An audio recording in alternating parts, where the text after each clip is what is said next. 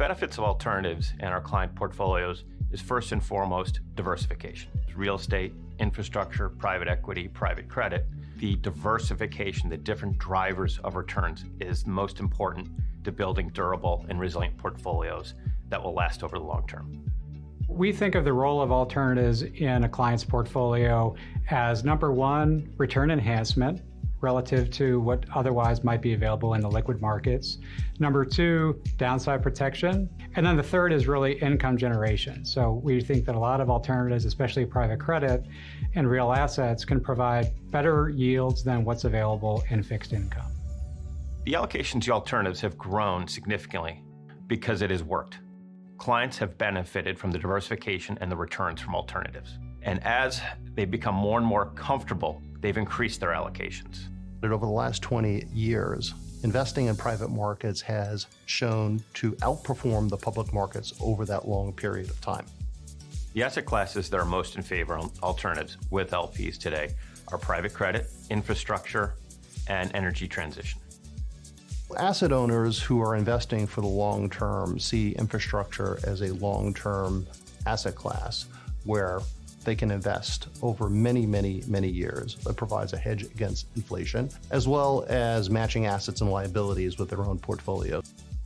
We expect to see the largest amount of growth in alternatives in the infrastructure and private credit areas.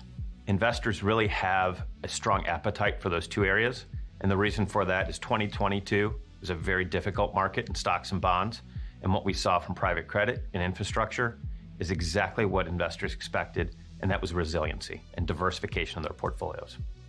Private credit is the fastest growing slice of the alternatives pie today. Number one is supply of capital. Number two is, I think for borrowers, it's been for the last 2 years and through today, is the private credit firms are up and running and willing to lend at the right price and the right terms, whereas other borrowers, other lenders are pulling back from lending now. And I think what the borrowers are seeing is, hey, private credit's here.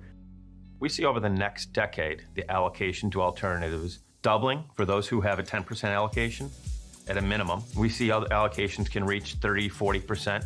Clients don't want to be too dependent on equity beta to drive returns. And so we think that some areas of alternatives really provide return enhancement, either in addition to or as a substitute for liquid equities.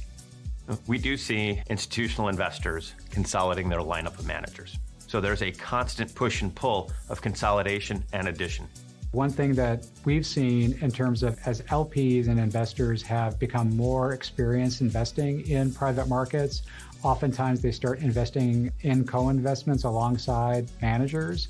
And so an area of focus is oftentimes, will the manager provide adequate co-investment opportunities, and will it be a meaningful percentage of capital allocated as opposed to capital just going into the main fund? We, and I think a number of our investors are very focused on longevity of institutions and making sure they have real operating resources to work their way out of the inevitable problems and challenges that will happen in the future. And so I think risk management is really the most important reason, number one. Number two, it's putting capital work in good ventures.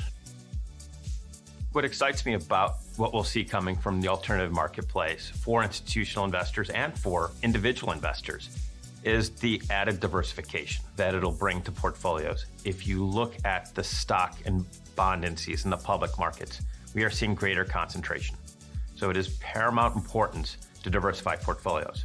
And what I'm really looking forward to is continued execution. Like, there are numerous high quality firms who are doing a great job in the alternatives marketplace. And then institutional investors, all investors, should avail themselves to that skill set to build better portfolios.